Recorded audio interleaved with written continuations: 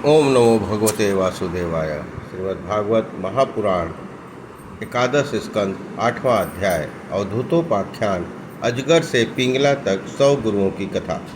अवधूत दातात्रेय जी कहते हैं, राजन, प्राणियों को सब जैसे बिना इच्छा के बिना किसी प्रयत्न के रोकने की चेष्टा करने पर भी पूर्व कर्मानुसार दुख प्राप्त होता है, वैसे ही स्वर्ग में या नरक में कहीं भी रहे उसे इंद्रिय संबंधी सब सुख प्राप्त होते ही हैं।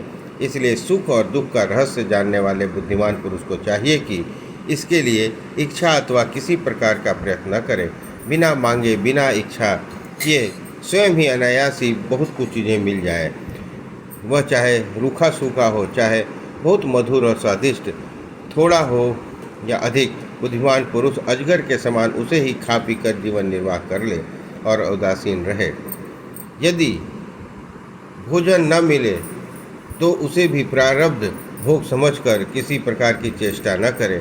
बहुत दिनों तक तो भूखा ही रहना पड़े, उसे चाहिए कि अजगर के समान केवल प्रारब्ध के अनुसार ही भोजन से ही संतुष्ट रहे। उसके शरीर के मनोबल, इंद्रिय बल, देह बल तीनों हो तब भी वह निश्चेष्ट ही रहे। इंद्रिय रहित होने पर भी सोया हुआ सा रहे और कामेंद्रियों होने पर भी उसे चेष्टा न करे। राजन, मैंने अजगर से यह शिक्षा ग्रहण की है। समुद्र से यह सीखा है कि साधक को सर्वथा प्रसन्न और गंभीर रहना चाहिए। उसका भाव अथाह, अपार और असीम होना चाहिए और किसी भी निमित्त से उसे क्षोभ न होना चाहिए। उसे ठीक वैसे ही रहना चाहिए जैसे ज्वार भाटे और तरंगों से रहित शांत समुद्र को देखो। समुद्र वर्षा ऋतु में नदियों की बाढ़ के कारण बढ़ता नहीं और न ही ग्रीष्म ऋतु में घटता ही है। वैसे ही भगवत परायण साधक को भी सांसारिक पदार्थों की प्राप्ति से प्रफुल्लित न होना चाहिए, न घटने से उदास होना चाहिए। राजन, जैसे मैंने पतंगे से यह सीखा है कि जैसे वह रूप से मोहित होकर आग में कूद पड़ता है और जल मरता है, वैसे इंद्रियों के वश में न रहने वाला पुरुष जब स्त्री को देखता है और उसके हाव भाव पर लट्टू हो जाता है तो घोर अंधकार में नरक में गिरकर अपना सत्यानाश कर लेता है। सचमुच स्त्री देवताओं की वह माया है जिससे जीव भगवान और मोक्ष की प्राप्ति में वंचित रह जाता है।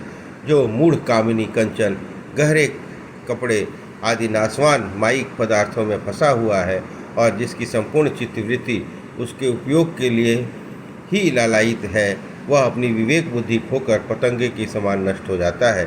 राजन, सन्यासी को चाहिए कि गृहस्थों को किसी प्रकार का कष्ट न देकर भौरे की तरह अपना जीवन निर्वाह करे। वो अपने शरीर के लिए उपयोगी रोटी के उस टुकड़े कई घरों से मांग ले।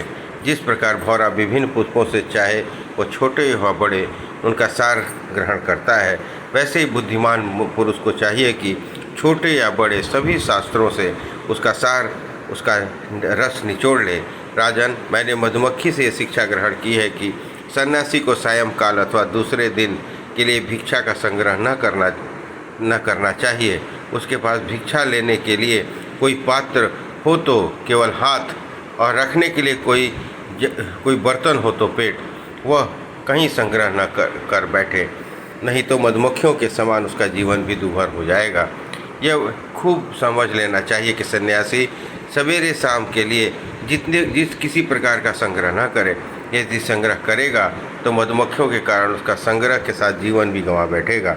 राजन, मैंने हाथियों से सीखा है कि सन्यासियों को कभी पैर से भी काठ के बनी हुई स्त्री का स्पर्श न करना चाहिए।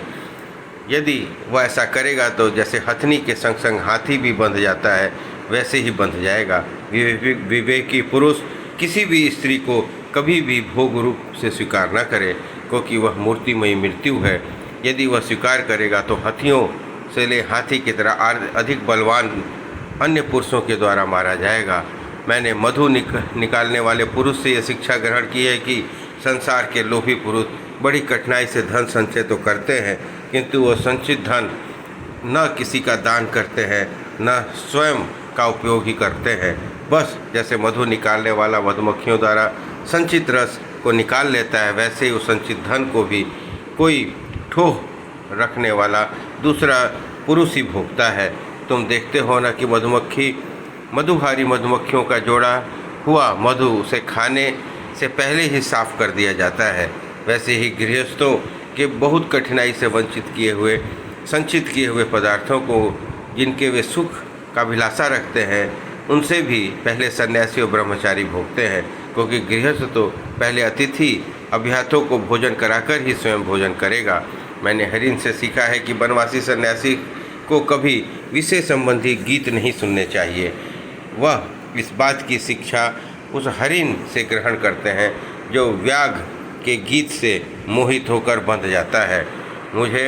तुम्हें यह बात का पता है कि हिरनी के गर्भ से पैदा हुए ऋष्यभृंग मुनि स्त्रियों का विषय संबंधी गाना बजाना नाचना आदि देख सुनकर उनके वश में हो गए थे और उनके हाथ की कठपुतली बन गए थे। अब मैं तुम्हें मछली से सीख सुनाता हूँ।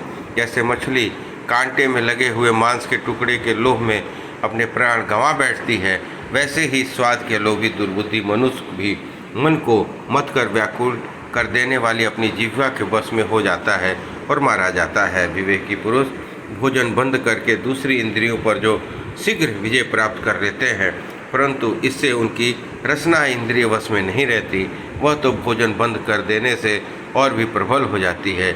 मनुष्य सब इंद्रियों पर विजय प्राप्त कर लेने पर भी तब जितेंद्रिय नहीं हो सकता, तब तक रसेंद्रिय को अपने वश में नहीं कर लेता, और यदि रसेंद्रिय को वश में कर लेता है तो मानो सभी इंद्रियां वश में हो गईं। नृपनंदन, प्राचीन काल की बात है, विदेह नगरी मिथिला में एक वैश्या रहती थी, उसका नाम था पिंगला। मैंने उससे जो कुछ ग्रहण किया है वो तुम्हें सुनाता हूँ, सावधान होकर सुनो।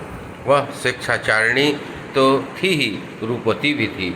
एक दिन रात्रि के समय किसी पुरुष को अपने रमण स्थान पर लाने के लिए खूब बन ठन कर उत्तम वस्त्र आभूषणों से सजकर बहुत देर तक अपने घर के बाहरी दरवाजे पर खड़ी रही। नररत्न उसे पुत्र की नहीं, पुरुष की नहीं, धन की कामना थी। वह अब उसके मन में यह कामना इतनी दृढ़मूल हो गई थी कि वह किसी भी पुरुष को उधर आते जाते देख यही सोचती थी कि वह धनी है और मुझे धन देकर उपभोग करने के लिए आ रहा है। वह आने जाने वाले आगे बढ़ जाते, तब फिर वह संकेत जीवनी वैश्या यही सोचती थी कि अवश्य ही अब की बार कोई ऐसा धनी मेरे पास आएगा जो मुझे बहुत सा धन देगा। उसके चित्त की यह दुराशा बढ़ती ही जाती थी। वह दरवाजे पर बहुत देर तक टंगी रही, उसकी नींद भी जाती रही। वह कभी बाहर आती तो कभी भीतर जाती। इस प्रकार आधी रात हो गई। राजन, सचमुच आशा और सो भी धन की बहुत बुरी है। धनी की बाट जोते जोते उसका मुंह सूख गया, चित्त व्याकुल हो गया। अब उसे उस वृत्ति से बड़ा वैराग्य हुआ। उसने दुख बुद्धि हो गई। इसमें संदेह नहीं है कि वह इस वैराग्य के कारण चिंता ही थी, परंतु ऐसा वैराग्य भी है जो सुख का हेतु है। जब पिंगला के चित्त में इस प्रकार का वैराग्य की भावना जागृत हुई, तब उसने एक गीत गाया, वह मैं तुम्हें सुनाता हूँ। राजन, मनुष्य आशा की फांसी पर लटक रहा है। उसको तलवार की तरह काटने वाली यदि कोई वस्तु है तो वो है वैराग्य। प्रिय राजन, जिसे वैराग्य नहीं हुआ है, जो इन बखेड़ों से उबा नहीं है, वो शरीर और उसके बंधन से उसी प्रकार मुक्त नहीं होना चाहता जैसे अज्ञानी पुरुष ममता छोड़ने की इच्छा नहीं करता। पिंगला ने यह गीत गाया था, हाय हाय मैं इंद्रियों के अधीन हो गई, भला मेरे मोह का विस्तार तो देखो। मैं इन दुष्ट पुरुषों में जिनका कोई अस्तित्व नहीं है विमुख की लालसा करती हूँ। कितने दुख की बात है, मैं सचमुच मूर्ख हूँ। देखो तो सही, मेरे निकट से निकट हृदय में मेरे सच्चे स्वामी भगवान विराजमान हैं।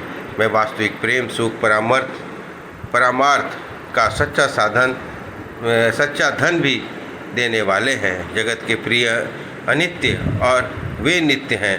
हाय हाय मैं उनको तो छोड़ दिया और उन तुच्छ मनुष्यों का सेवन किया जो मेरी एक भी कामना पूरी नहीं कर सकते हैं, उल्टे दुख भय आदि व्याधि सोकर मोह भी देते हैं। यह मेरी मूर्खता की हद है कि मैं उनका सेवन करती हूँ। बड़े खेद की बात है, मैं अत्यंत निंदनीय आजीविका वेश्यावृत्ति का आश्रय लिया और व्यर्थ में अपने शरीर और मन को क्लेश दिया, पीड़ा पहुंचाई। मेरा यह शरीर बिक गया है। लंपट, लोभी और निर्दयी मनुष्यों ने उसे खरीद लिया है और मैं इतनी मूर्ख हूँ कि इसी शरीर से धन और रति सुख चाहती हूँ। मुझे धिक्कार है। यह शरीर एक घर है जिसमें हड्डियों और टेढ़े तिरछे बांस और खंभे लगे हुए हैं। चाम, रोए, नाखून से यह छाया हुआ है। इसमें 9 दरवाजे हैं। इसमें मल निकलते ही रहते हैं। इससे संचित संपत्ति का नाम कर मेरा केवल मल और मूत्र है। मेरे अतिरिक्त ऐसी कौन स्त्री है जो इस स्थूल शरीर को अपना प्रिय समझकर सेवन करती है। ये तो विदेहों की जीव मुक्तों की नगरी है, परंतु इसमें भी मैं ही सबसे मूर्ख और दुष्ट हूँ, क्योंकि अकेली मैं ही तो आत्मदानी, अविनाशी, परम प्रियतम परमात्मा को छोड़कर दूसरे पुरुष की अभिलाषा करती हूँ। मेरे हृदय में विराजमान प्रभु समस्त प्राणियों के हितैषी, सुहृद, प्रियतम स्वामी और आत्मा है। अब मैं अपने आप को देकर इसे खरीद लूँगी और इसके साथ वैसा ही विरह करूँगी जैसे लक्ष्मी जी करती हैं। अरे मेरे मूर्ख चित्त, तू बतला तो सही, इस जगत के विषय भोगों ने और उनको देने वाले पुरुषों ने तुझे कितना सुख दिया है, और वे तो स्वयं ही पैदा होते और मरते रहते हैं। मैं केवल अपनी ही बात नहीं करती, केवल मनुष्यों की भी नहीं, क्या देवताओं ने भी भोगों के द्वारा अपनी पत्नियों को संतुष्ट किया है? वे बेचारे तो स्वयं काल के गाल में पड़े कराह रहे हैं। अवश्य ही मेरे किसी शुभ कर्म से विष्णु भगवान मुझ पर प्रसन्न है, तभी तो दुराशा में मुझे इस प्रकार वैराग्य हुआ है। अवश्य ही मेरा यह वैराग्य सुख देने वाला है। यदि मैं मंद भागिनी होती तो मुझे ऐसे दुख ही न उठाने पड़ते जिसमें वैराग्य होता है।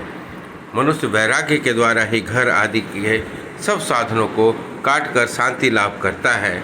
अब मैं भगवान का यह उपकार आदरपूर्वक सिर झुकाकर स्वीकार करती हूँ और विषय भोगों की दुर्दशा छोड़कर उन्हीं जगदीश्वर की शरण ग्रहण करती हूँ। अब मुझे प्रारब्ध के अनुसार जो कुछ मिल जाए उसी से निर्वाह कर लूँगी और बड़े संतोष और श्रद्धा से रह लूँगी। अब मैं किसी दूसरे पुरुष को न ताककर अपने हृदयेश्वर पर आत्मस्वरूप प्रभु के साथ ही विरह करूँगी। इस प्रकार एकादश